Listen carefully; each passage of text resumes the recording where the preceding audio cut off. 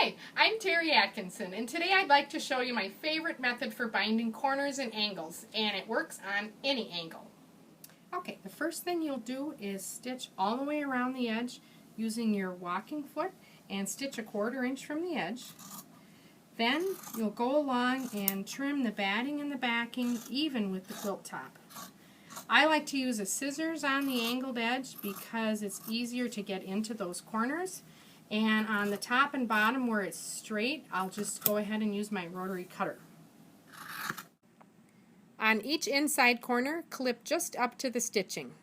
Starting at the edge, we're going to stitch all the way down, stop a 1/4 inch from the corner and back stitch, take it out of the machine and clip the threads, and then we'll turn it so you're ready to go in the next direction.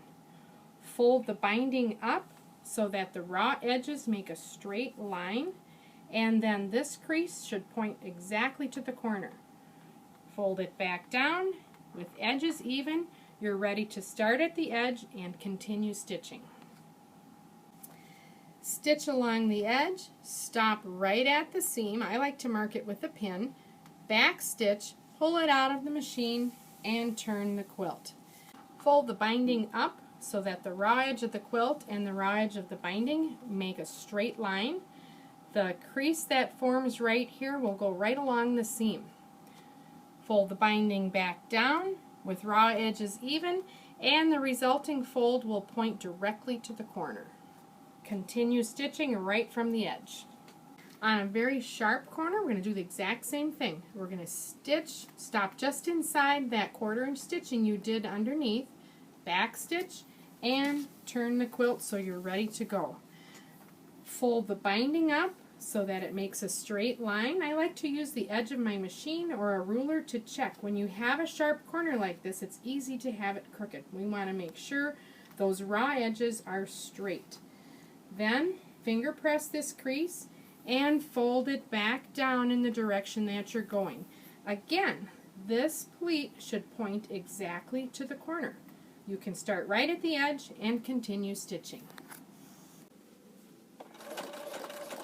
Okay, we're stitching a generous 1/4 inch from the edge, and we're coming right up to the pin and stopping with the needle down right at the pin.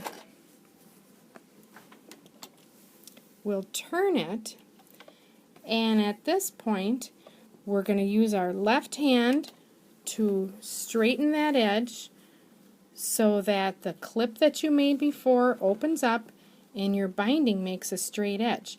It won't be flat to the left of the needle, but the part that you're sewing on will be perfectly flat.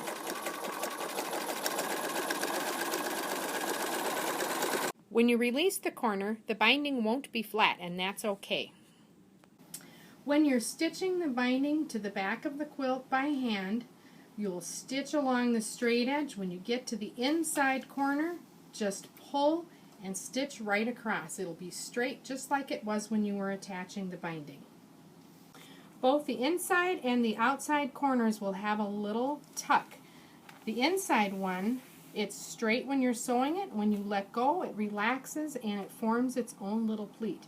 If you'd like to steam the pleat, you may, but you don't need to.